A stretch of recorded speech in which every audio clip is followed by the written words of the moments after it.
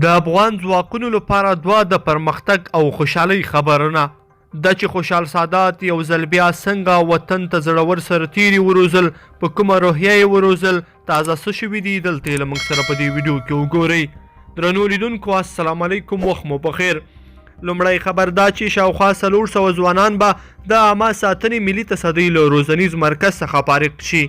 دغه محصلین چې د مسلکي او نظامي زده کړو په ترلاسه کولو بوخت دي، ژر به یې روزنه بشپړه او د عامه شتمنیو ملي پروژو او خصوصي سکتور د امنیت ساتلو لپاره به پر دندو وګمارل شي. یادو ساتونکو ته په لوړه اسلامي او ملي روحیه مسلکي مهارتونه ورښودل کیږي او په ټول قوت او ځیرکتیا سره به د هیواد او خلکو د خدمت لپاره وظیفوي ډګر ته ښکته شي. دویم خبر دا دی چې د ملي اردو 490 تنه سرتیري، بریدملان او افسران د پوځي مهارتونو له زده کړې وروسته د ګډو محاربوي زده کړو له قمندانۍ څخه نن فارغ شول او دغه فراغت سندونه یې ترلاسه کړل. د دغو اتلانو د فراغت مراسم د ګډو محاربوي زده کړو د قمندانۍ د سرپرست ډګروال عبدالظاهر بارز، د ملي دفاع وزارت د افسرانو او د دغې قمندانۍ د ښوونکو په ګډون ترسره شول.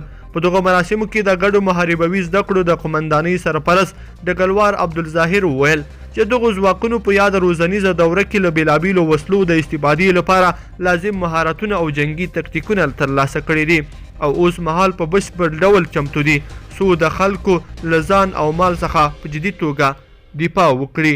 لیدونکو په دې هیله چې دا دوه د خوشحالۍ خبرونه به مو را سره تر پایه پورې لیدلي وي. که مو دا ویډیو خوښه شوې وي ویډیو لایک کړئ، د سره او چینل سبسکرایب کړئ. تر بیا ښه وخت.